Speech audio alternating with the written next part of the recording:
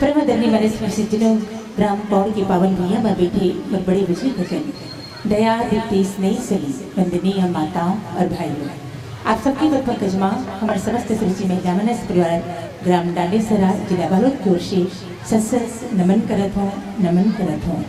मनस्वी सज्जनों, पावन पर्व पे आज आपके ग्राम में त्रिदिशी मानस बांधले रखी हूँ। इला देख के सुन के यहाँ की जनमानस बड़ा सुंदर करके राम में हो गई। ऐसे लागत ही जैसे पत्ता पत्ता डाली डाली अभी चिड़िया चिवन बन खड़ा कि राम नाम के बोलीला गाय बर सुने बर आतुर हवे। मनस्वी सज्जनों, मैं कोई कभी चतुर से जानते न हो, फिर भी अपन टूटी फूटी भाषा में ये राम कथाला के लिए जात हूँ। अगर मोर बोली भाषा में कौन प्रकार से गलती हो जाते एक लिए मैं समस्त सुरुचि परिवार की तरफ से हाथ जोड़ के क्षमा चाहत हूँ। कथे जिकर जैसे जीवन होते वैष्णव ढंग के उगर लक्ष्य भला होते हमन लक्ष्य ये बनाए क्या है।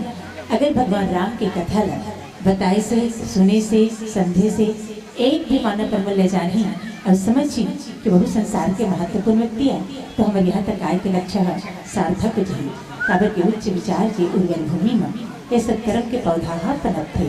तो सज्जनों आवो मतलब आदेश लंका कांड दोहा क्रमांक 19 के कथा परुषे के जहाँ पे गोस्वामी जी महाराज एक बहुत सुंदर पीठी सी बात लिखते का कि जथा मत गज जूथ महु पंचानन चली जाई राम प्रताप सुमरी मैन बैठ सभा शुरू लाई। ये है बाबा जी महाराज के दोहा और बाबा जी महाराज अपन दोहा के शुद्ध और सात्विक अर्थ लिखे कि जैसे मतवाले हाथियों के झुंड श्री निशंक होकर बैठ चला जाता है वैसे ही श्री राम जी का प्रताप हृदय में स्मरण कर निर्भय सभा में सिर नवाकर बैठ गए। ये है बाबा जी महाराज के दोहा और दोहा के शुद्ध और सात्विक अर्थ जिन दोनों ला ज्यों के त्यों और जस के तस मैं आप सबों के बीच में परोसते हूँ। आवा एक भाव में जोड़े के प्रयास करता हूँ कि बाबा जी महाराज के लिखे एक दोहा और दोहा के सात्विक अर्थ के माध्यम से हमर और आपके जीवन के लिए कौन से सूत्र और कौन से संकेत प्रदान होना चाहते हैं। तुम्हारे सज्जनों, प्रसंग है लंका कांड के और लंका का कांड ला काल की भी कांड की हिस्स और साथ साथ एला मुक्ति के भी कांड की हिस्स। काबर आगे चल के लंका में भगवान राम और रावण के बीच में युद्ध होते तब भगवान राम के बाणों से रावण के जन का असुर दल रहे ओमन जब मारे जाते तो मरे से पहले उकर मुख से एक तेज पुंज निकलते और जिन्हा भगवान के चरणों में जाके समाहित हो जाते और तेकर से लोग मना एला मुक्ति के घना कांड के हिस्से और ये मुक्ति के कांड ला जो छठवा क्रमांक में आते और आप सब मन जानते हो कि छठवा काला कथे वो छठवा सियान में ज्यादा अच्छा जानते हैं।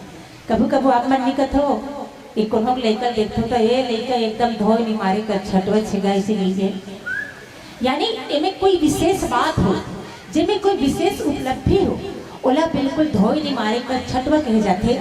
उसने रामचरितमानस के लंका कांड में ये प्रसंग ला बिल्कुल धोए नहीं मारे कर छठवा कथे। काबर ये प्रसंग में भगवान राम के एक दूत जो है जिकर नाम अंगद है और वो अंगद अंतिम बार शांति दूत के रूप में पुनः रावण के राज्यसभा में पहुंचे हैं और राज्यसभा में पहुंचे से पहले जब अंगद लंका जाते तो लंका के मुख्य द्वार में पहुंचते तो जब का राक्षस मन है देखते ना अंगद ला तो देखते साथ सब धन मन बिल्कुल भय से कांपे लग जाते काबर पहचाने की कोशिश करते कि ये वही बेंद्रत नो है जिन एकर ले पहली औवारी से अब पूरा लंका ला जला के नाश कर दी। अब ये फिर एक घंटे बेंद्रा पहुंच गए मन ही मन ले राजा रावण लोग कोसना प्रारंभ कर दी कि ये अपन स्वार्थ में मरे जाते अब पूरा प्रजा मन के सत्यानाश करवाते। तो इस बार सबो प्रजा मन पहले सचेत हो गए मन में विचार करते कि इस बार हमन महाराज रावण के कोई भी पाप में भागीदार नहीं बनन। एक काम करो जे हेतु से यहाँ है ये लोग वहीं ले जाके पहुंचा दो। तो अंगद जी देखिए, जब हनुमान जी महाराज जी तो लंका पूरा खोजी, मंदिर प्रतिकर शोधा, मंदिर प्रतिकर शोधा, देव ये जहाँ तहाँ अग्नि जो था, और मंदिर महु न देख में देही, यानी माँ सीता ने खोजे के लिए पूरा लंका भर घूमी, कहीं रास्ता नहीं रही। लेकिन अंगद एक ऐसा बलवान निकला जिसके मात्र लंका में आगमन से समस्त राक्षस राज में खलबली मच गई। काबर दूध से जले है ना, और हमारे यहाँ कहावत है, जे मन दूध से जले रहे ते मन साँच लगला फूक फूक के पीछे गई। तो सब मन विचार करते कि देखिए आपकी दुश्मनी राजा रावण के साथ है, और रावण जो थे वो राजमहल है ये जगह में, आप ये मार्ग पकड़ो और सोचे आप राजा रावण के पास पहुंच जाओ। और वास्तव में अंगद जी महाराज है जो बजाय रास्ते से वहां से पहुंचते, महाराज रावण के राज्यसभा में पहुंचते, और राज्यसभा में पहुंचते तो देखते कि राजा रावण बैठे सिंहासन में, अंगद आके पहुंचते और वो लोग बोलते, जो सिपाही रहते कि बोलना कि भगवान राम के दूता है, और फिर रावण आदेश देते कि दूत को बुलाया जाए, प्रस्तुत किया जाए। और जब अंगद जब रावण के राज्यसभा में चलते तो गोस्वामी जी महाराज के लेखनी कह उठते कि अंगद कैसे चलिस के, तो लिखते का जथा मत गज और जूथ महु पंचानन चली जाई, मानो बहुत सारे हाथियों के बीच में। अच्छा, हाथी बोलने मानिस बड़े जत्का रावण राज बैठे तिमल हाथी मानिस, और इकरमन के बीच में शेर अकेला कैसे बैठे, तो लिखते कि महु पंचानन चली आई। और राम प्रताप बोले अंगद के पास इतना हिम्मत कैसे आ गई, तो बोले राम प्रताप और सुमरी मन। अंगद जी महाराज भगवान राम ला हृदय में धारण करके भगवान राम ला हृदय से प्रणाम करते हुए सुमरन करते बार बार रघुवीर संभारी, और फिर बैठ सभा सिरु नाई। मोर देश के आदर्श, मोर देश की संस्कृति, ये दोनों के मिश्रण लेके अंगद जी महाराज विदेश की यात्रा करते हैं, और एक विदेशी के राज्यसभा में बिल्कुल भगवान राम ला स्मरण करके सिर ला नवा के उस सभा के बीचों बीच बैठ जाते। ये प्रस्तुत दोहा के भाव। अब प्रश्न ये उठे, अंगद कौन? सबसे पहला प्रश्न ये, हम जगत कथा लेके चला था, वास्तव में वो है कौन? पहला प्रश्न ये है कि अंगद कौन है। दूसरा, भगवान राम के सेना में एक से बढ़कर एक विवेकी बुद्धिमान है, तो अंगद नहीं कर भेजेगी। और तीसरा, अंगद के नाम के अर्थ क्या होती। आइए, तीन भाव है, तीन प्रश्न है प्रस्तुत दोहा में निकलते हैं। ये तीनों भाव में आपके साथ व्यवहारिक और आध्यात्मिक जीवन में जोड़ो। तो कल पहले जो कि गोधूली वेला के समय है, आइए सब घर दीप बत्ती जलत है, माता रानी का स्मरण पावन समझ में हृदय के साथ भाव के साथ माता रानी का स्मरण और साथ आप सब भी कीजिए, फिर आप सब अलग कथा में जोड़ते हैं।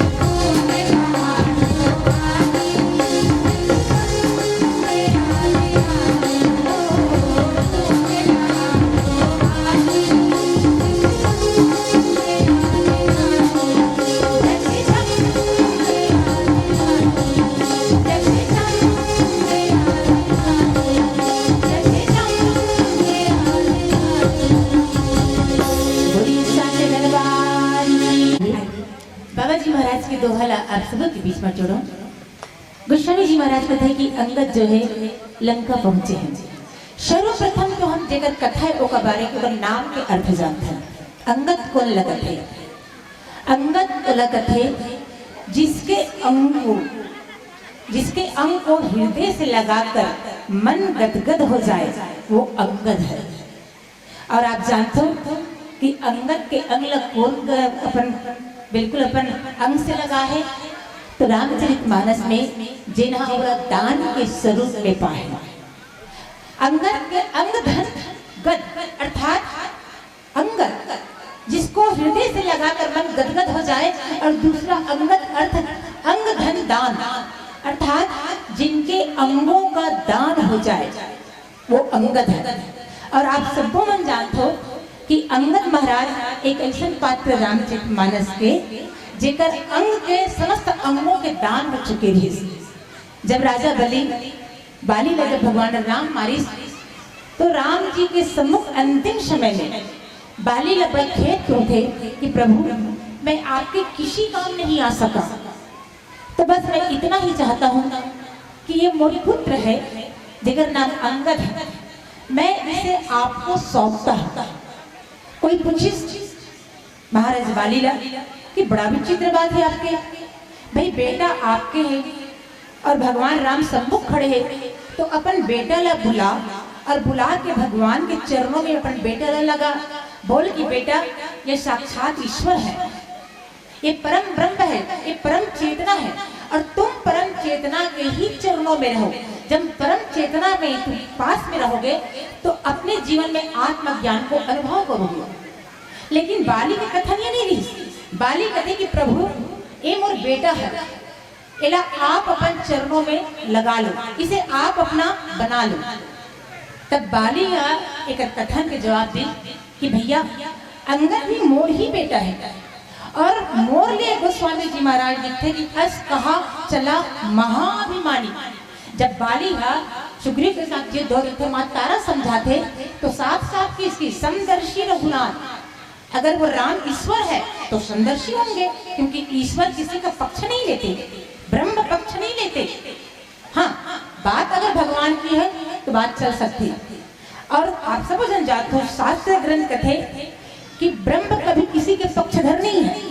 केवल भगवान है जो पक्ष लेते, ईश्वर पक्ष नहीं लेते, ब्रह्म पक्ष नहीं लेते। ब्रह्म क्या है? बोले ब्रह्म दृष्टा है, ब्रह्म साक्षी है, ब्रह्म केवल देखता है, कुछ भी अपनी ओर से कोई भी क्रिया नहीं करते, इसलिए उसे ब्रह्म कहा गया है। जैसे मान लो ब्रह्म अगर हम रोशनी की उपाधि रखन और ग्रंथ में ब्रह्म प्रकाशी कहे गए, तो आप इस प्रकाश के नीचे में बैठ के चाहे आप रामायण पढ़ो, चाहे आप उपन्यास पढ़ो, बनना और बिगड़ना ये आपके ऊपर है। अगर अच्छा बुक पढ़ा तो आपला लाभ मिली, और आप गलत बुक पढ़ा तो फिर आपला हानि होगी। लेकिन ये प्रकाश के कुछ बिगड़ ही कहा, बिगड़ ही वो बोला ना, वो नहीं बिगड़े ना, नहीं बिगड़े।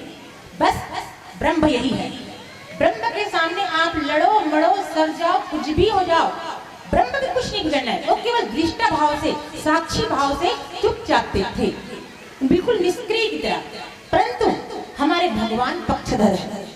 भले ब्रह्म पक्ष ना ले किसी की, ये मेरा है ये तेरा है, भले ना करे, पर हमारे भगवान जो है वो पक्षधर है और सदैव से पक्ष लेते हुए आए हैं। और इसीलिए तो मोर को पंख को धारण करते हैं। वो कहते हैं कि मोर है ना, पंख है जो वो मोर है, और जो मोर है मैं उनका पक्ष लूंगा।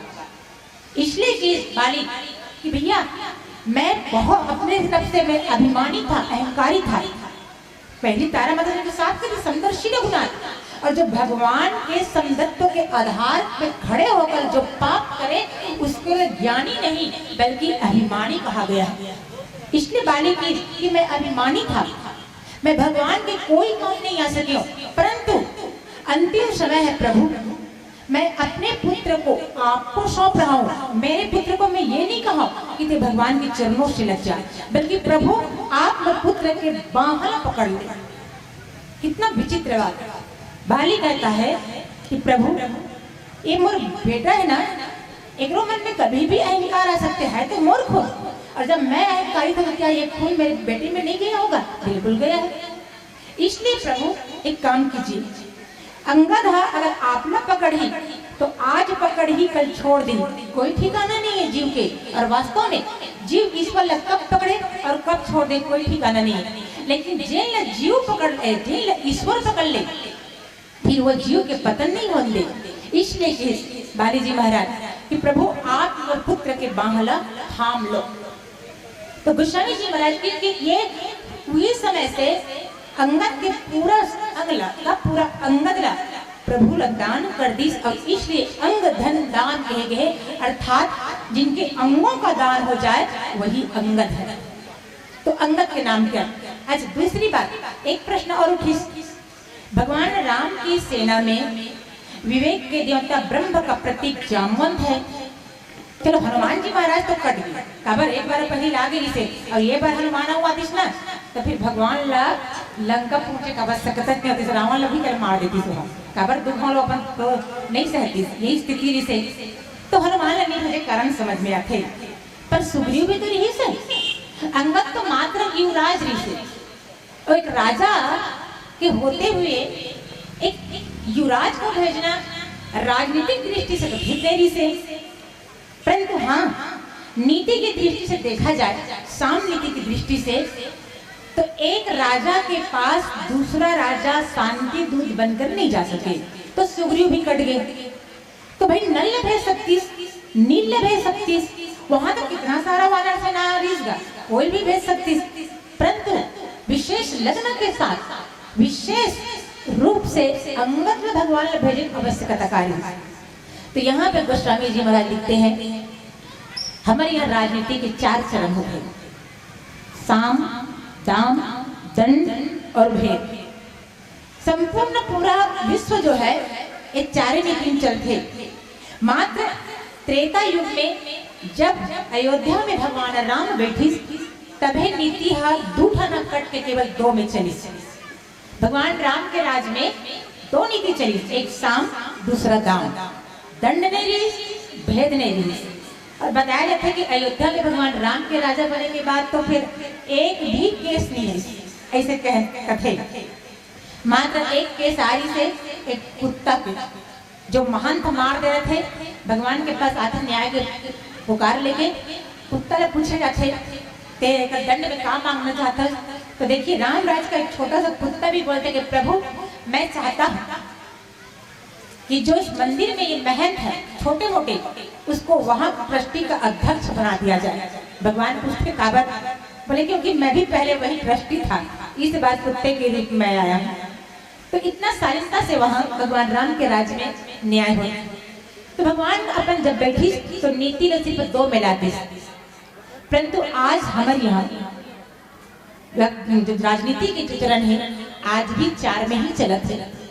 और आप सब मन जानते हो 4 ठन पैर में कौन चलते, वो 4 पैर में कौन चलते, पशु मन है ना। बस वर्तमान में हमारे राजनीति अब पशुवत हो चुके हैं, एक से 4 चरण में चलते हैं।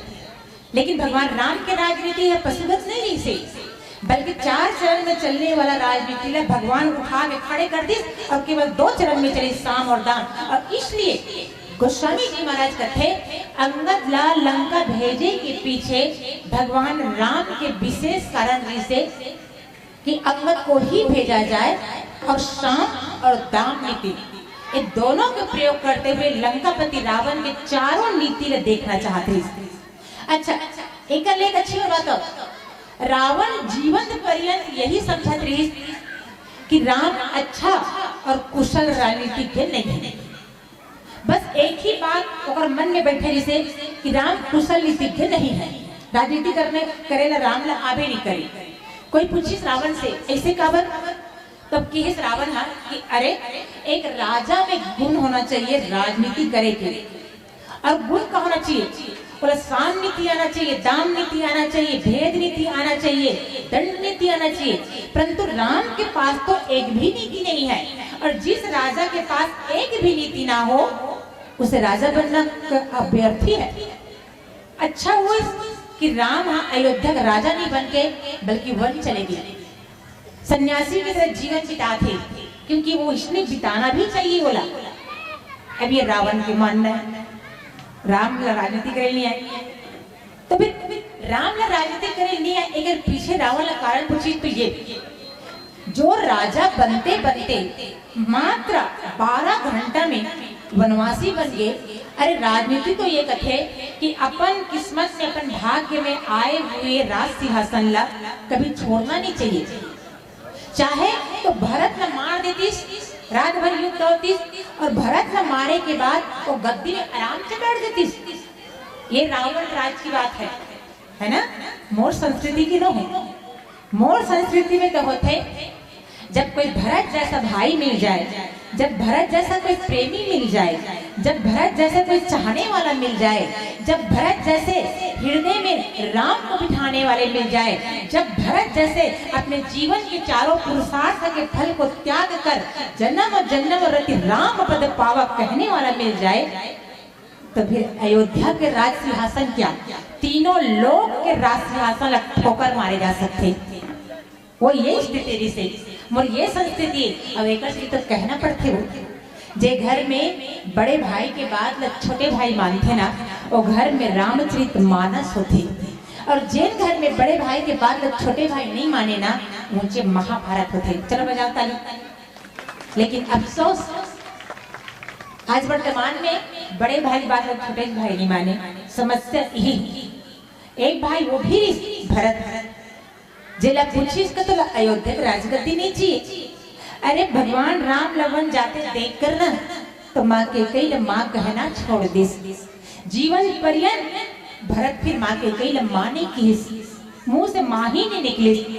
के कई माता तरस के एक दिन राम कर गिस, जब राज्य स्थापना हुई राम के, तो एक रात्रि राम कर गिस, और राम कर जाए के बाद में माता के कई रोते। राम पूछते कि माँ तुला मुला बुला लेना, इसते काबर मोर महल में आए। तब माँ के कही कि राम मतलब भरत हम माँ नहीं कहा, मैं अधिक राज्य में सुखी तो हो, पर मोर ये हृदय तड़प थे कि मोला भी भरत माँ कह देते। राम ला गुस्सा और भरत ला बुलवा थे, भरत ला बुलाए के बाद कथे कि ते माता के कैला माँ कबर नहीं कहा। भरत कथे कि मैं माता के कैला माँ कहीं भी नहीं करूं। राम जी पुनः कथे मैं सुनने नहीं करे, जोर से बोल। पीछे माँ के कई बैठे रहा है, जब भरत तो नहीं देख पाता है एक आड़ में। भगवान राम फिर कथे कहा कि इसमें नहीं सुने। भरत फिर कथे मैं माता के कैला माँ कहीं भी नहीं करेगा। तेरे पगला ते तो माँ का हाथ हंस। प्रेम कैसे होना चाहिए, प्रेम में व्यक्ति इतना डूब जाना चाहिए कि लगे जो शब्द निकले वो भी शब्दनाद हो। गोस्वामी जी महाराज कथे कि इसलिए रावण के ये सब वो कुशल राजनीतिज्ञ ना समझने वाला बोला का मालूम एक और भारत देश के बेटा है जहाँ एक भाई के लिए दूसरा भाई प्राण त्याग देते। इंसान का हो इंसान से भाईचारा, यही पैगाम हमारा, यही पैगाम हमारा। ये भारत के पैगाम है। अब मैं चाहता हूँ कि ये भारत के पैगाम बने रहे जीवन पर्यंत। तो रावण विचार करते कि राम को कुशल राजनीतिज्ञ मान ही नहीं सकता और कुशल राजनीतिज्ञ है ही नहीं। तो भगवान राम चुनौती इस मानो कहे रावण ते समझता से मैं कुशल राजनीतिज्ञ कोई बात नहीं, मुझे राजनीति करना भी नहीं है। मोर राज्य में राजनीति के लिए कोई जगह भी नहीं है, स्थान नहीं है। परंतु हाँ ते अपन आपला भाई ला मार के निकाल देना राजनीति समझथस, किसी की पत्नी ला हरण करके ले आना राजनीति समझथस, पूरी प्रजा अपन स्वार्थ के लिए दाव पे लगा देना राजनीति समझथस। तो चलो एक राजनीति करेंगे अवसर मित्र प्रदान करता हूँ। अंगद को भेजने का पीछे कारण कोई पूछे प्रभु ला आप का पैगाम देना चाहते हो रावण ला। तब भगवान राम की कि रावण मैं तुला चुनौती देते ते अगर कुशल राजनीतिज्ञ हस तो मोड़ तरफ से एक व्यक्ति तोर पास जात है जेकर नाम अंगद है। अगर वाकई में तो एक कुशल राजनीतिज्ञ हस तो साम दाम दंड और भेद ये चारों नीति के प्रयोग कर और तोर में हिम्मत है ना तो ये अंगद अपन तरफ लेके दिखा। क्योंकि तोरे तरफ से तोर छोटे भाई विभीषण मोर करे मैं न कोई साम नीति लगाया, न दाम की नीति, न दंड की नीति, न भेद की नीति, लेकिन तोर छोटे भाई है मोर मित्र बन गए, मोर सखा बन गए। अब मैं भी कहता हूँ अरे मित्र ना सही सखा ना सही अपन और तो इसने मिला के दिखा। और वास्तव में रावण ये प्रयोग करीस, सबसे पहले शाम नीति के प्रयोग करीस, फिर दाम नीति के प्रयोग करीस, फिर दंड नीति के प्रयोग करीस और फिर भेद नीति के प्रयोग। चारों नीति ने भी प्रयोग करे अंगद के ऊपर। मानो भगवान राम के ये भेजे हुए संदेश रावण के लिए चुनौती बन गई। गोस्वामी जी महाराज कहते कि जैसे जब रावण के राज्य समय में पहुंची ये भगवान राम अंगद भेजे के पीछे एक बहुत बड़े महत्वपूर्ण कारण। अब विचार जहाँ पहुंचे के बाद रावण की राज्य समय में मानो सिंह की तरह चले थे। और आप जानते हो भरे शत्रुओं के बीच में चारों तरफ शत्रु है, पूरा शत्रुओं से घिरा है, चारों तरफ आतंक मचे है, चारों तरफ गोलाबारी होते, चारों तरफ बम विस्फोट होते। अब फिर भी ऐसा जगह में सीना तान के कौन लड़ते? चलो एक आज बताओ। अब भी 2 दिन पहले हम श्रद्धांजलि देते रहे थे। जम्मू कश्मीर पुलवामा में हुए कुछ सही सैनिक महिला याद है कि नहीं बेटा? भूल गए? अफसोस तो यही है ना, जे सैनिक बना हमर मन की जान बचाते हुए, हमर मन की रक्षा करते हुए, हमारे देश की सीमा में खड़े होके चारों तरफ आतंक नंगा नाच होते थे, जहां गोलाबारी होते थे, जहां बम विस्फोट होते, वहां भी सीना तान के अपन देशवासी मतलब बचाते बचाते अपन प्राणों के बलिदान करते थे। और हम चंद दिनों में वो मतलब भूल जाता है। कितना अफसोस की बात है। आज से साल भर 2 साल पहले घटना हम नहीं भूल पाए, लेकिन हमारे लिए जान देने वाले सैनिक हम चुटकी बजाते ही भूल जाते हैं।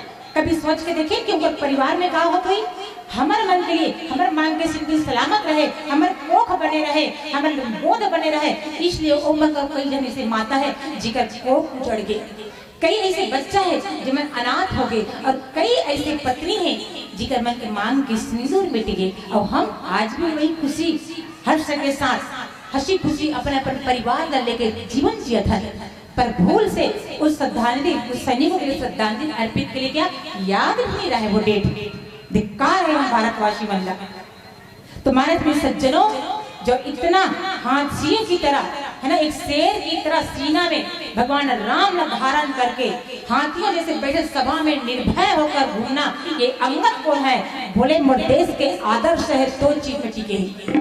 मोर वर्तमान देश जो है दो चीज में टिके है, एक साधु में और दूसरा सैनिक में। तो हमारे देश में सबसे पहले अगर बात राम की मान के त्रेता युग की करो तो त्रेता युग में उस वक्त भारत के सूरता कहो या साधुता कहो, ये दो पात्र रही। साधु कौन रही? बोले हनुमान जी महाराज। और सैनिक कौन रही से? बोले ये अंगद जी महाराज। तो सबसे पहली ये देश में संस्कृति यही कथे कि सबसे पहली हम बात से बात न सुलझा था। एक से तो पाकिस्तान आज देखो ना, हर बार कोई नया षड्यंत्र के साथ दौड़ा थे, हर दूसरा दिन कोई नया षड्यंत्र, नया षड्यंत्र। जब देखो तब हम सबसे ज्यादा परेशान तो आज पाकिस्तान की वजह से है, विचार करो। लेकिन फिर भी हमारे देश में इतना आदर्श है कि हर लड़ाई से कोई काम नहीं बने। हमारे देश के उद्देश्य से किसी माँ की कोख ना उजड़े, किसी बहन के सिंदूर ना उजड़े, किसी बच्चा अनाथ ना हो, ये हमारे देश के सर्वप्रथम आदर्श की स्थापना के लिए बात रखे जाते। और इसलिए हर बार बात के जरिए बात में हम बात सुलझाए के प्रयास करते हैं। और इधर से शायद आज दूसरा देश के मन इतना स्तर चढ़ के हमारे सर में चढ़ के नाचना चाहते, कारण केवल एक है। तो हनुमान भगवान राम एक की वजह, क्योंकि हनुमान हमारे देश की साधुता है। और साधु कौन लगत है? जो सद जाए, जो सद कर रहे, जो हर अवस्था में संतुलित रहे, वो साधु है। और वो साधु क्या? जिसे सम्मान के लिए लड़ना पड़े। और वो सूरता क्या? जो अपने मातृभूमि के अपमान पे मिटना ना पड़े। बताइए, बजाओ ना ताली, अकेले लगेगा। तो हनुमान जी महाराज जब लंका में किस बताओ, कभी के ममता पूछ पर सकल को समझाई, पूरा लंका भर के कपड़ा लबान डरी। अरे तेल न कौन पूछे, पूरा घी रख के, घी के बाद पूरा तेल गला रख के कहीं बाजी। अब अदनत में काकरो मन नहीं भरी, कोई उदरा थे, कोई कोचका थे, कोई मारा थे, कोई लात में मारा थे, इतना सब कुछ करी। पर कोई पूछे हनुमान जी महाराज ला तो बुरा नहीं लगा थे कि बंधन में है, और तो सब कोई मारा थे तो कोई हिकारा थे। तो हनुमान की मुझे बंधन में हो इस बात के जरा सा भी लाज नहीं है। बोले क्यों? बोले अगर मैं बंधे हो तो राम जी की मर्जी है, और अगर मैं छूट जाऊं तो राम जी की भी इच्छा हो। जो साधु राम की इच्छा पे अपने जीवन को रख दे, इससे बड़ी साधुता और क्या? सत्य मारिन पीड़िन कोचकी उदरीन, लेकिन हनुमान कोई के ऊपर हाथ नहीं उठाई, क्योंकि साधु है, खुद मिट जही, खुद पीड़ा सह रही, लेकिन किसी दूसरे पे किसी भी प्रकार के अत्याचार नहीं करे। ये मोर देश की साधुता है। परंतु उस समय साधु की बात रही से, इसलिए सब कर गुजरी है ना। अब बात अंगद के है, तो अंगद साधु नहीं है, क्योंकि देश को सूरता अर्थात सैनिक और साधु दोनों की आवश्यकता होती है। एक केवल सह सकता है तो दूसरा सह ना सके। ये दोनों के बीच जब तक समाने नहीं बैठी, हमारा देश सुचारू रूप से नहीं चलने वाला है। इसलिए गोस्वामी जी महाराज कहते कि ये सैनिक की तरह अर्थात अंगद जो है हमारे देश के सुरक्षा दल के है ना, एक वो सैनिक है जो अपन सीमा रक्षा में अपन मातृभूमि की रक्षा करते करते प्राणों के बलिदान देने वालों में से हो। और फिर अंगद आए कब है यहाँ? बोले अंगद माँ सीता ला रावण वापस लौटा दे भगवान के पास, यही के बर जगह है। और माँ सीता कौन है? तो बोले माँ सीता जो है वह भारतीय आर्य वैदिक संस्कृति है। याद रखिए, एक सूरता और लिखी समला, लेकिन वो है बिल्कुल सियान के रूप में देखिए कौन? बोले जटायु जी महाराज। माँ सीता की हरण की बात हमें सदैव एक कथा के रूप में ले लेते हैं, लेकिन याद रखिए माँ सीता की हरण के बाद कोई कथा न हो, कोई घटना न हो, कोई कहानी न हो, बल्कि ये हमारे देश के अस्मिता के प्रश्न है। उस वक्त हमारे देश में 3 संस्कृति रही। एक उत्तर में आर्य वैदिक संस्कृति, दूसरा दक्षिण में रक्ष संस्कृति जिला द्रविड़ संस्कृति भी की, और उत्तर और दक्षिण के बीच में जिस वानरी संस्कृति है ना, मध्य संस्कृति भी की, जिला वानरी संस्कृति भी की।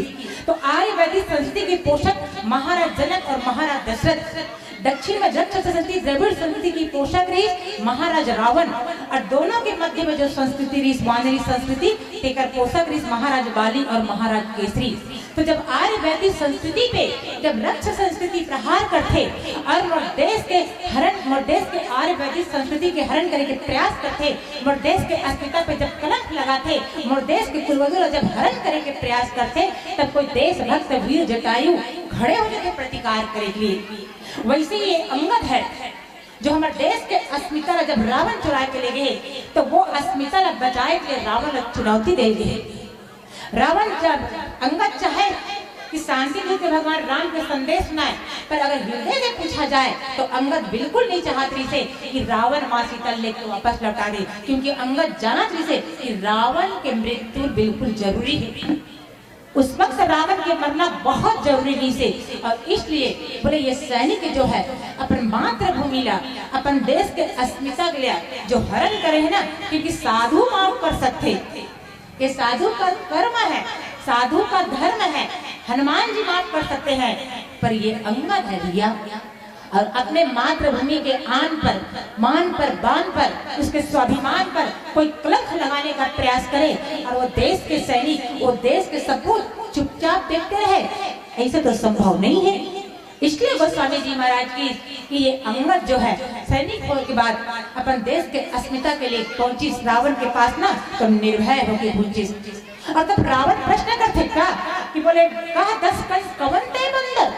अब देखिए विदेशी संस्कृति देखिए, भारत की संस्कृति का है और विदेश की संस्कृति का है।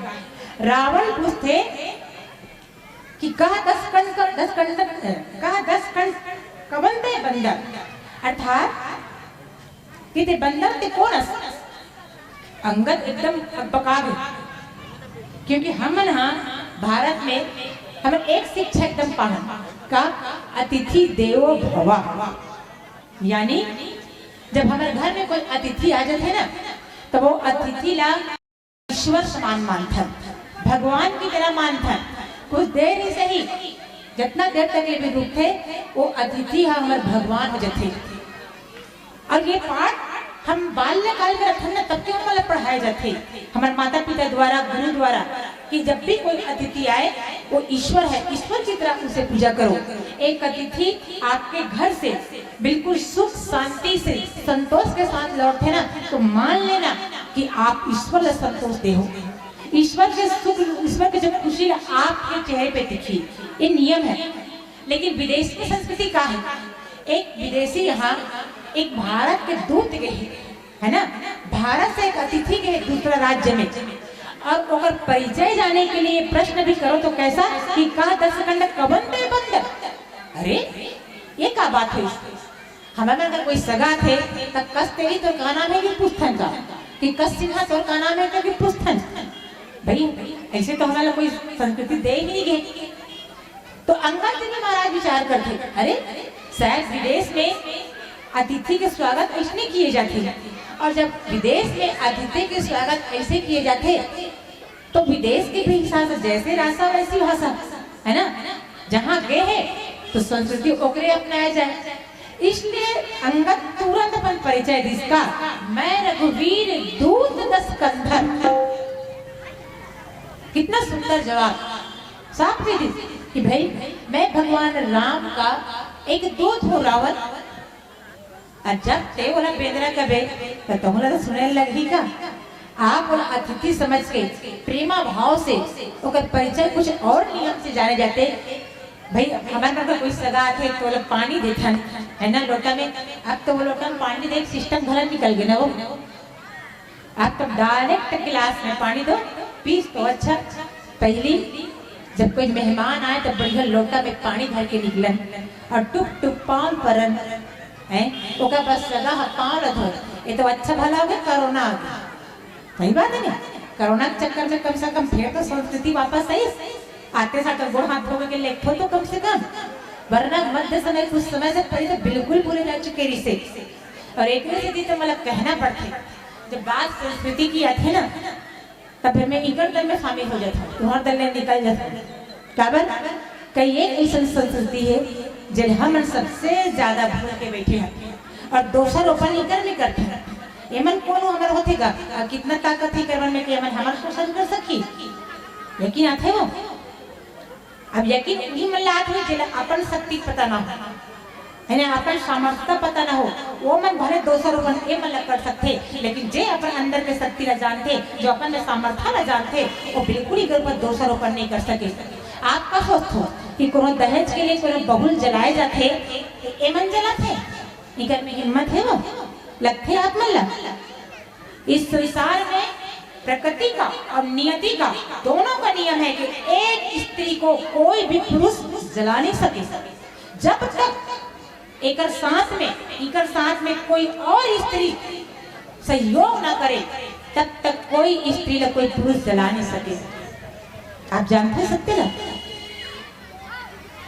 ये नियति नहीं है ना, ये प्रकृति नहीं है, लेकिन फिर भी हमन कथन की पुरुष मन दहेज के लिए अपन बहुला जला दे। अरे न छोड़ो ये बात, ये सच्चाई ला अब स्वयं अपन आत्मसात करे के प्रयास करो कि जब तक कोई औरत के सहयोग उनका साथ नहीं हुई, तब तक कोई, चाहे वो सास के रूप में हो, चाहे देरानी के रूप में हो, चाहे जेठानी के रूप में हो, चाहे ननद के रूप में हो, कोई रूप में एक स्त्री का साथ रहे ना, तभी तुम अलग जला सकते हैं। तो फिर हमारा के शोषण में कैसे करी बताओ, विचार करो।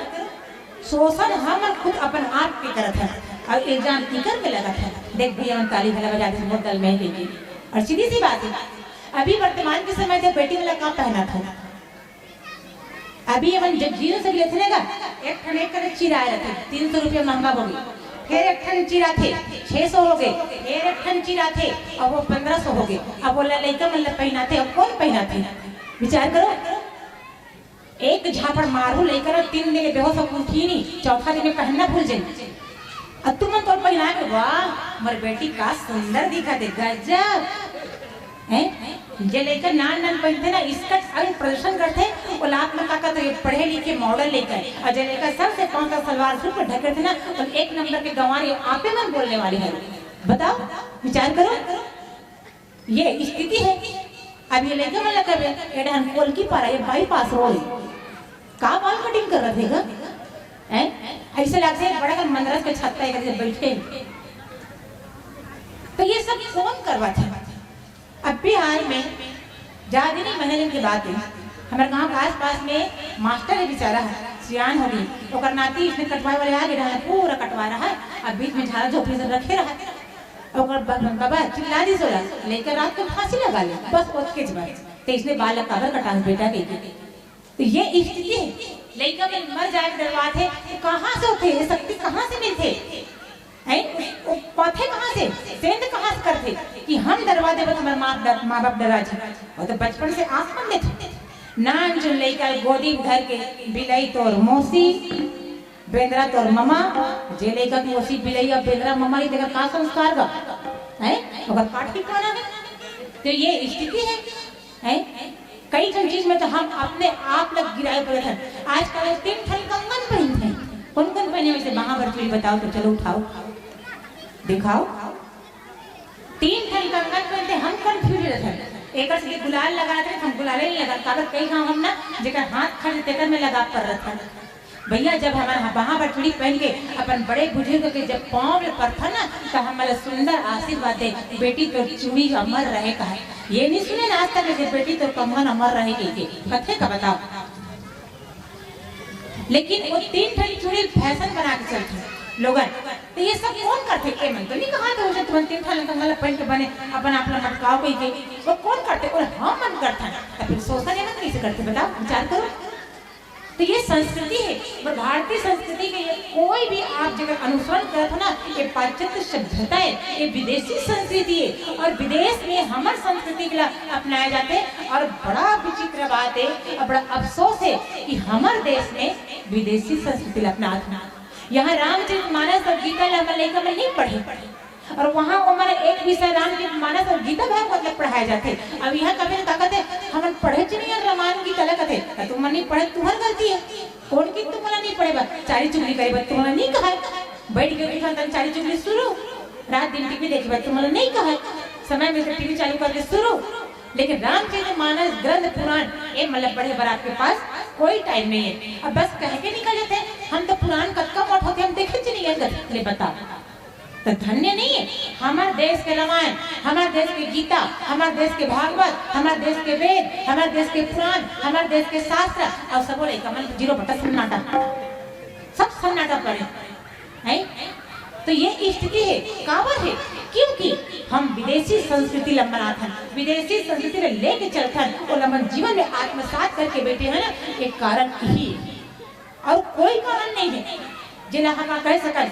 इसलिए हमारे सोच एवं नहीं करे ना कोई विदेश में नहीं करे भैया कोई ताकत नहीं है। ये हम अपन आप ले सब चीजें बिगाड़ के सामने वाले हम मॉडर्न अपना आप दिखाना चाहते हैं कि हम इतना मॉडर्न हम करके ना इस चक्कर में हम कहीं ना कहीं अपन कल्चर ला अपन प्रगति सब ला भूल चुके हैं।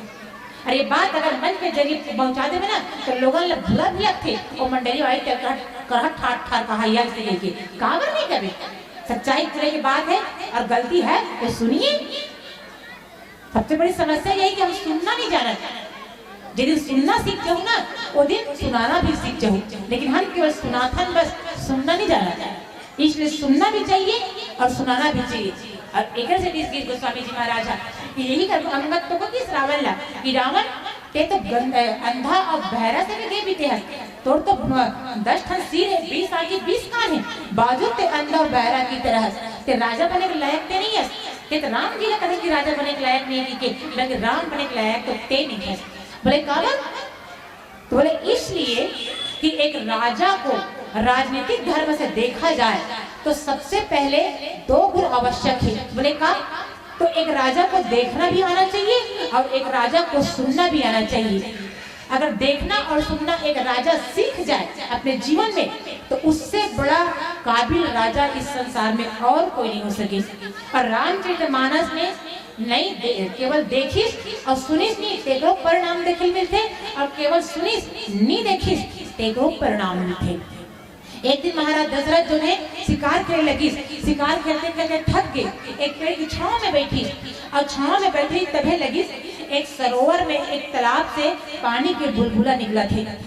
महाराज दशरथ बैठे बैठे विचार कर इस मन में दूर से सुनिस बस लगते तालाब में कोई जीव जंतु पानी पिए थे परिणाम का तुरंत का धनुष बाण निकालिस और बाण चला दी सप्तवेदी बाण और बाण खोलने जाके लगी एती वो मोट डहला महाराज दशरथ के बाण कौन ला जाके लगी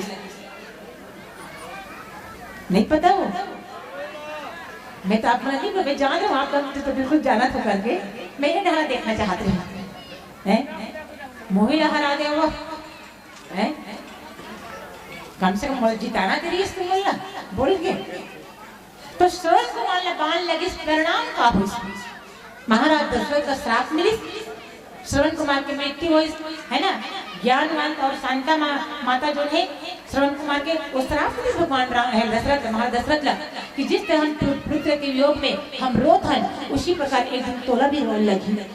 तो ये परिणाम है केवल सुने के देखे कि नहीं। अगर महाराज दशरथ 2 कदम चल के देख लेती कि वो सरोवर में कौन जल पियत कह के तो शायद श्रवण कुमार की मृत्यु नहीं होती न महाराज दशरथ का श्राप नहीं मिलती।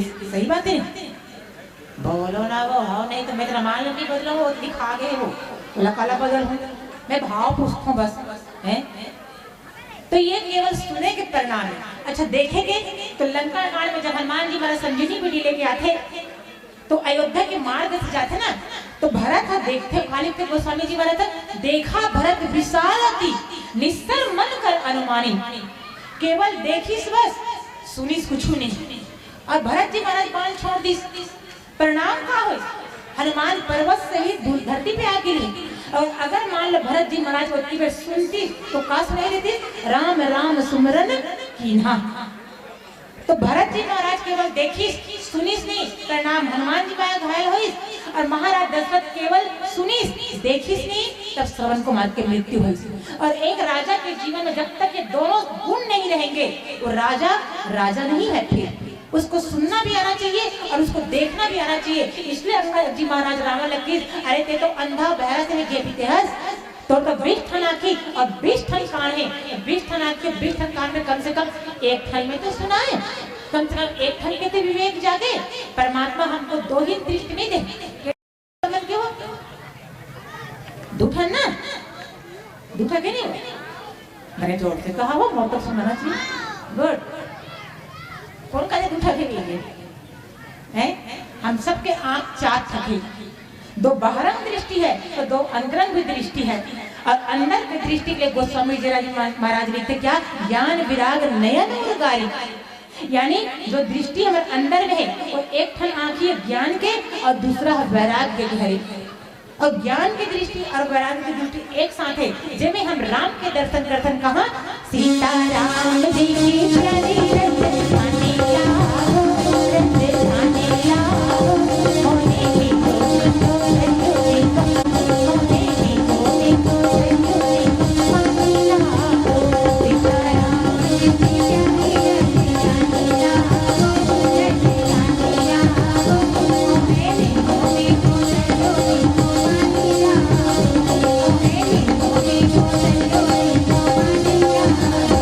सीता राम जी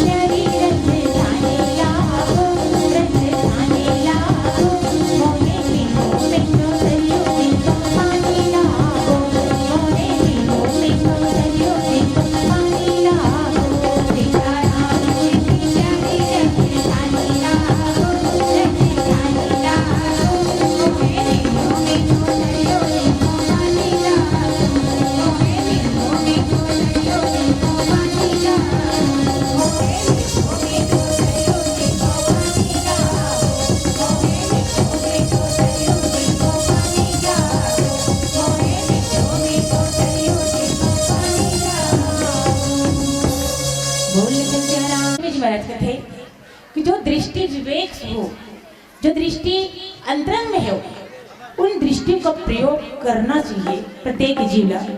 लेकिन हाँ, जैसे हमारे बाहर के दृष्टि में मोतियाबिंद होते, एक उम्र होते, एक अवस्था थे, तो वो अवस्था के बाद में उन आंखों में मोतियाबिंद की बीमारी हो जाती।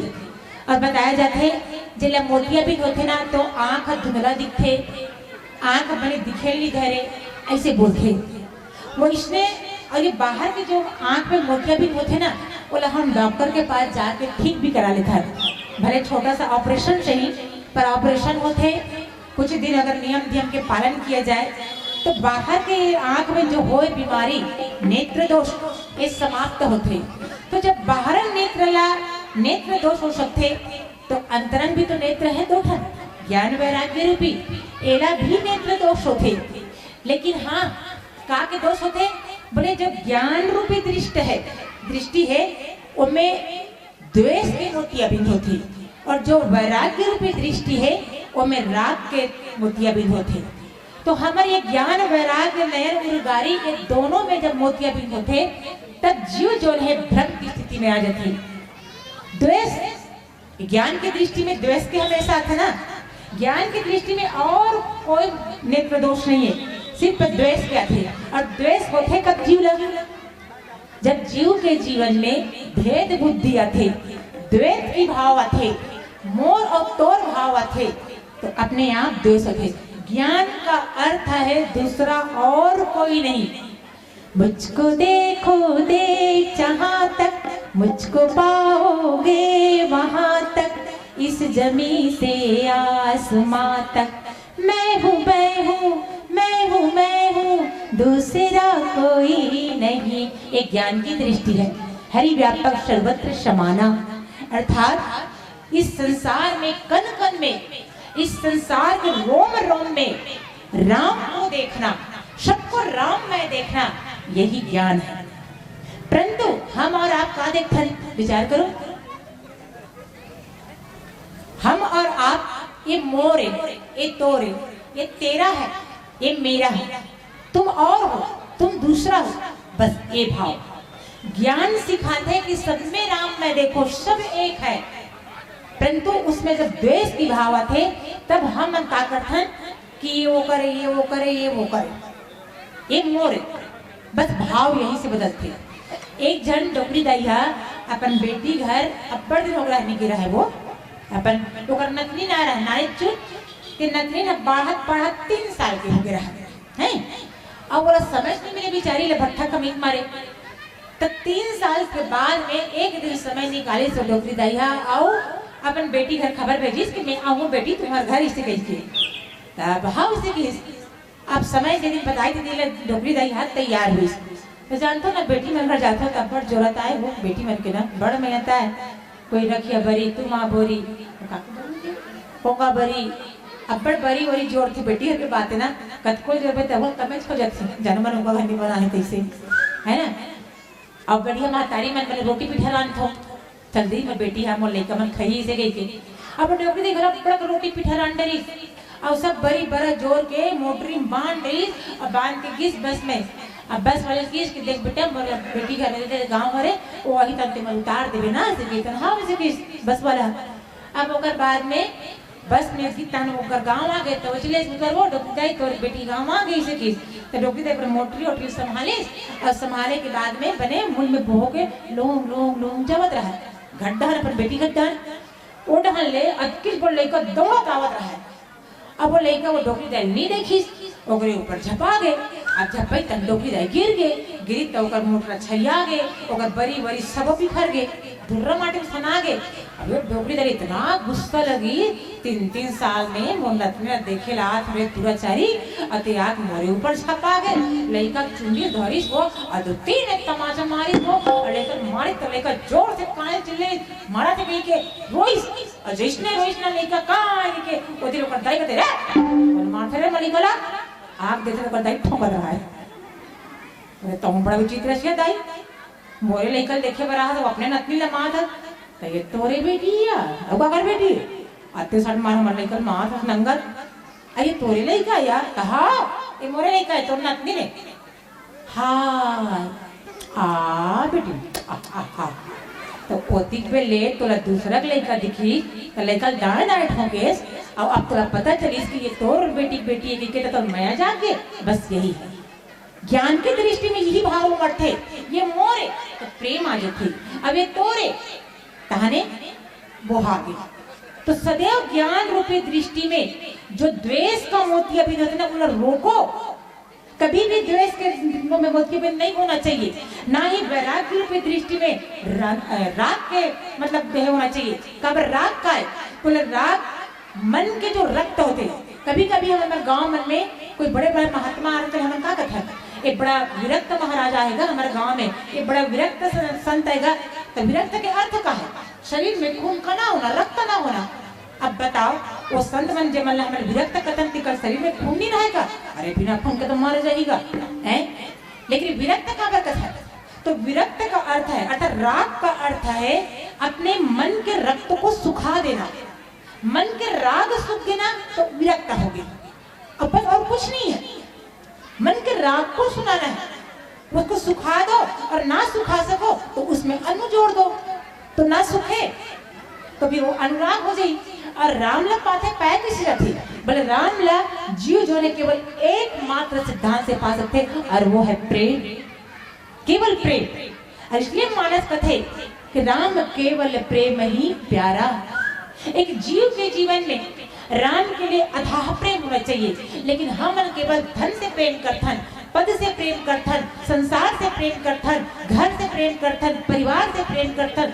सबसे प्रेम कर सकथन पर राम के प्रति हमारा प्रेम उतना नहीं हो सके जितना इन सब में होते जब महतारी वो लेकर नाम धर के चिल्ले थे ना तो वो लेकर काय कथे तो उसका पन चिल्ला वो राम नहीं कही वो काय के लेकिन कभी कह के बुलाए हैं और हम कथन कि राम आए नहीं हम कथन कि राम आए नहीं और राम कथे कि ये मन मोला यही चमन चिल्लाते हो तो हम चिल्ला है हम कथन कि राम आए नहीं अब राम कथे कि ये मन मोला क्या बात है लोग कहते हैं कि राम आते नहीं है लोग कहते हैं कि राम आते नहीं है कोई माता को शिल्ले बनकर भी तो बुलाते नहीं है लोग कहते हैं कि राम रहा ना बचे लोग कहते हैं कि राम आते नहीं है लोग कहते हैं कि राम आते नहीं है कोई माता सबरी बनकर भी तो जूठे बेर खिलाते नहीं अब बचाओ है तो हम नेकी की बीजे नहीं करें कौन तो नेकी के फल की आशा कैसन भरत जी से प्रेम करके देखो लक्ष्मण जी से व्रत नेम करके देखो सबरी असम कंदा कुसा खवा के देखो और केवट जी से डोंगा बिठा के देखो भैया वो लाना पड़ी चाटी के गोड़ में बंधे घुंघरू के आवाज न सुनते वो तो कतकबड़ होते चाटी अब कतकबड़ होते ओकर गोड़ अब खाली चाटी खोज के ओकर गोड़ मत गिनो ना मर जीत मोला पाप लग जी तो चाटी गोड़ में बंधे घुंघरू के आवाज ला और राम सुनते तो ये 5 फीट के नहीं सुनी अब जरूर सुनी वो हम प्रेम से बुलावन तो बुलाना पड़ी लेकिन हम प्रेम कर भी नहीं करना कौन कहता है कि मोहब्बत एक बार होती है अन्यथा बिल्कुल ना लीजिए इस बात को कौन कहता है कि मोहब्बत एक बार होती है जितनी बार तुझे देखूं उतनी बार मोहब्बत होती है उतनी बार मोहब्बत होती है अभी तो बिना बोले भी बजा दो हाँ बस ये प्रेम ये भाव जब तक जीव के जीवन में नहीं है ना तब तक राम भला अंदर में प्रकट नहीं हमने राम ला प्रकट करना है एक राम के प्रति जितना हमारे धन के जाय से मन में तकलीफ पीड़ा होते पति के जाय से मन में पीड़ा होते जितना कोई पद के छिंजाए से मन में पीड़ा होते उतना ही राम के विरह में भी वो पीड़ा ला महसूस करके तो देखो अनुभव करके तो देखो कि राम के बिना मोर जीवन सुना है कह के देखो अब कह के का बोले अपन आत्मसात करके देखो फिर बताओ राम आपसे बड़ा दूर कैसे रही बताओ राम आपसे कोई दूर नहीं रहे आप एक कदम चलो आप भगवान की ओर एक कदम चलो कोई संत की प्रभु हम तो कदम कदम चलता ना आपकी तरफ पर आप ही कम कर देते हो आप भी चलना चाहिए ना एक भक्त का प्रश्न रही तो भगवान की का एक कदम तेरो पड़े ममहित चित पर चूच और एक चरण मेरो पड़े तो राजा बलि से पूछ भगवान के एक कदम में धरती न पा जाते पताल न पा जाते आकाश न पा जाते वो तो वो आधा के आधा का अत के घला वो का कदम बढ़ जाए ना तो सीधा यहाँ से आके टकराए पर कौन मानते ना कौन बुलाते भगवान लोग का भाव से एक भक्त के मन में वो विरह होना चाहिए कि मैं दर्शन चाहता हूँ पर भगवान का दर्शन ना हो। है किसी मन में ये विरह? बताओ। कोई एक अच्छी बात में कहीं सुने हो, कोई कहा कथे ना कि मैं आपसे मिलना चाहती हूँ, मैं ऐसा नहीं है कि मैं आपसे मिलना नहीं चाहती, है ना, ध्यान देना शब्दों पे। ऐसा नहीं है कि मैं आपसे मिलना नहीं चाहती, मिलना मैं भी आपसे चाहती हूँ, पर मिलने के बाद आपके जुदाई से मैं डरती हूँ। एक प्रेमी जब अपन प्रेमिका के लिए अतका सुंदर शायरी बोल सकते, अब ये भाव भक्ति में तो ला के देखो। भक्त भी उसने होना चाहिए जैसे एक प्रेमी अपन प्रेमिका ला, और प्रेमी अपने प्रेमी प्रेमिका अपन प्रेमी के लिए लिखते और अनुभव करते, वैसे ही हम ईश्वर के लिए भी करण भक्त जो चाहते कि प्रभु के खूब पूजा करे, पाठ करे, और बस इच्छा का हो भगवान के दर्शन की। पर भगवान दर्शन देना चाहते, भक्त कहते कि मैं तो दर्शन दे आना चाहता हूँ, पर भक्त कहते नहीं प्रभु आप मत आइए। भगवान धर्म संकट में हो गए। बताओ, भक्त आपका साधना करते काबर करते हैं ताकि वो भगवान के दर्शन हो, लेकिन जब भगवान दर्शन देना चाहते तब भगवान के दर्शन के लिए छोड़ के भक्त कहते नहीं प्रभु आप मुझे दर्शन मत दीजिए, भगवान धर्म संकट में पड़ गए। बताओ, भक्त के जीवन ऐसे होना चाहिए वो कि भगवान धर्म संकट में फंस जाए, और वो भी क्या कर लिए भले भक्त के लिए। हाँ, अभी मारीच प्रसंग चला रही, आप जानते हो रामचरित मानस में केवल मारीच का एक ऐसा प्रसंग है जहाँ भक्त भगवान और भगवान भक्त हो जाते। भगवान ने पाए के हर जीव के पास 4 ठन क्रिया होते, 4 साधना करके भगवान ले पाते, मतलब ध्यान देना ना, भगवान ले पाए के 4 साधना है। और मारीच प्रसंग ऐसा प्रसंग है जिसमें भगवान भक्त बन के वो 4 ठन क्रिया करते। सबसे पहला क्रिया है भगवान को पाने का, भगवान की ओर दौड़ना, ये तो भक्ति कहेगा। भक्ति का अर्थ का भक्त भगवान और गति से चलना, जो भगवान की ओर निरंतर गतिमान हो वही तो भक्ति है। तो सबसे पहली भगवान की तरफ भक्त दौड़ते भक्त है, और दौड़ते थे भगवान ने पाए के लिए, ये पहला क्रिया। दूसरा क्रिया है भगवान के चरणों में नतमस्तक हो जाना, अपने आप को समर्पित कर देना, पूर्णतः समर्पित, शरणागत। पर हाँ, शरणागत के अवस्था में का जब तक शरणागत में ईश्वर और जीव के बीच में बिल्कुल टच नहीं होगी तब तक शरणागति नहीं होगी। आप सब मन जानते हो बिना टच के तो मोबाइल नहीं चले, आजकल चलते हैं मोबाइल, अभी टच करबे ना तब वो करंट पहुंची तब वो चली। अब हम भगवान के शरणागति तो करते हैं लेकिन भगवान के टच में नहीं है। शरणागति कैसे है? शरणागति के लिए ईश्वर और जीव के बीच में अगर ये बाल भर के भी अंतर रही ना तो शरणागति नहीं हो पाए। ये लाइट लगे, अब वो लाइट के वायर खींच दे और वो रहने चालू रहने दे, अब हाथ रखकर जो टेका रहे तो करंट मारी वो नहीं मारी, बिल्कुल सही।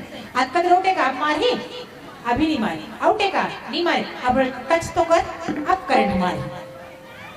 जीव और ईश्वर जब तक टच नहीं होंगे शरणागति नहीं हो पाए।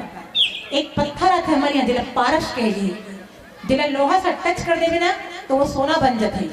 अब ते पारस और लोहा आज का दुर्गम रखे हुए तो सोना बने ही नहीं बने, हम सब पत्थर हैं, बस ईश्वर पारस है। जब हम ईश्वर से टच में आ जाते हैं ना तो हम सब पारस बन जाते हैं, सब सोना बन जाता है। तो ये शरणागति, ये नतमस्तक होना है, और ये अवस्था शरणागति में आए के लिए कौन सी अवस्था चाहिए? तो बोले तुरंत के जन्मे हुए शिशु, तुरंत के जन्मे लेकर आना बिल्कुल भगवान स्वरूप रखे, अब वो डायरेक्ट भगवान के संपर्क में रखे, टच में थे भगवान के। अब एक रही थी वो लड़का आते साटो से नहीं, मैं कहाँ आ गया उसे गई तंताई में कथे नहीं पूछबे एक आधा लड़का के गए तो लड़का भगवान लग गाड़ी देवत है, कहते सही देवत रहते। भगवान ने कहा कि प्रभु आप मुझे कहाँ संसार में भेज दे, मैं तो आपके शरण में रहूं, चरण में रहूं, अब मला कहाँ भेज के मोह माया में फंसा दे। तो भगवान बड़ा प्रेम से समझाते कि हे मानव, ये मनुष्य तन बड़ा मुश्किल से मिलते, मानुष तन उत्तम कहे गए। अब ते ये साधन आए बोला ए में रही के, ए मनुष्य योनि में रह के ते मोला पाए के लिए साधना करबे। अब मला पाए के साधना करे के लिए तो मनुष्य तन के आवश्यकता है। ते मोर नाम स्मरण करबे बेटा मोला भुलाबे मत कते लइका 21 दिन में दाइला अब 22 दिन में देदा चिंथे ना तन भगवान ला भुला जाते। जेला रात दिन वो जपत रहते तेला भुला जाते हैं। अब ओकर बाद यह जीवन मृत्यु सुख दुख में घेरा में पड़ जाते और लइका भगवान बड़े बड़े बात बोलते बड़े बड़े वचन दे रहे थे कि प्रभु मैं आपला नहीं भुलाऊं। मले माँ की गर्भ से 2 भाग में बांट दी हैं अते कैसे दी तो सुइंदाई मना मार गोल लला माँ के लइका ला सुता के माँ पेट से थी और कागा थे हैं तरी हरी नाना नाना मरसुनवा ताली का शुरू हो गई ले बता भला दाई मना स्वीन दाई मना लेकर पेट से तो ऐसे मारते तो काका थे तरी कथे नहीं हाँ नहीं तो कहा वो तुम्हारा सब्जेक्ट है उनका सब्जेक्ट थोड़ी ते मला पूछूं हैं तरी लेकर जोर से जिसने पढ़ते पहली हाथ देकर भात तरी हाँ इसे मत सीखो हैं मैं मर गए तन दाई मन पे कथे तरी हरी ते नी मरस बेटा ते नी मरस रे तो तरी में हरी मीठे है ये कोई गाना न है वो तरी नारी इसे कहे कि ये जीवन के महंतम से महंतम गहनतम से गहनतम के सूत्र है।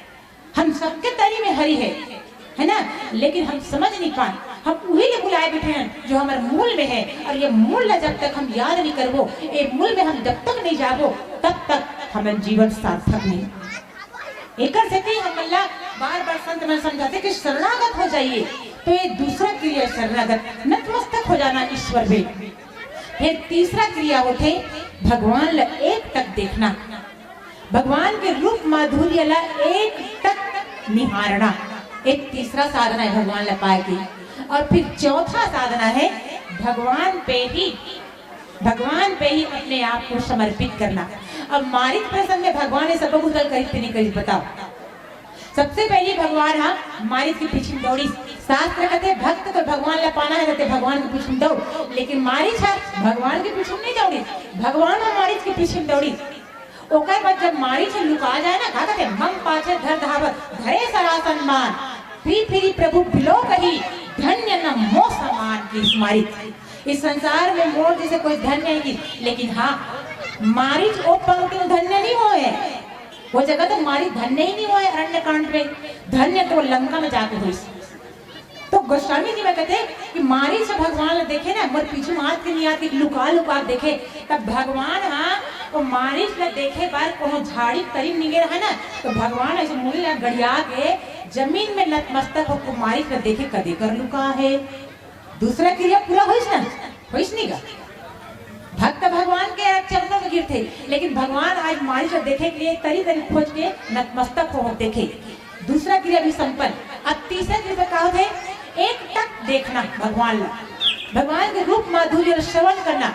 जब मारिच कहूं कर दिख जाए ना तो भगवान बाण धर के एक टक निहारे बाण छोड़े पर लेकिन मारिच फिर चकमा दे भगा जाए तो ये तीसरा क्रिया पूरा हो गई। और चौथा क्रिया है भगवान के बाण जैसे मारिच में पड़ते ना तो भगवान मारिच के मुख से हाँ राम ये अंतिम क्रिया है ईश्वर को पाने की प्रक्रिया में। अब ये चारों क्रिया इधर से शास्त्र कथे कि मारिच का एक लौता प्रश्न है केवल एक लौता प्रश्न में मारिच जिसमें भक्त भगवान बन गए और भगवान भक्त बन गए। तो ये अवस्था में हम लोग आज वर्तमान में आए के आवश्यकता है। भले ही हम अयोध्या न बना सके अपने हृदय को जनकपुरी न बना सके अपने अंतःकरण को तो चलिए लंका ही सही क्योंकि लंका में तो भी भगवान आए थे निमंत्रण तो नहीं मिले इस भगवान ला कि आप लंका आओ प्रभु करके बिना निमंत्रण के इस भगवान अब पहुंचे इस भी लंका में। तो चलिए हम अयोध्या ना बना सके हम पावन जनकपुरी ना बना सके लेकिन चलो लंका ही बना ले कम से कम राम तो आए सब घट मेरा साइया सुनी से जना कोई के सबके घट में राम बसे बस बोला जलाए रखना है। आइए।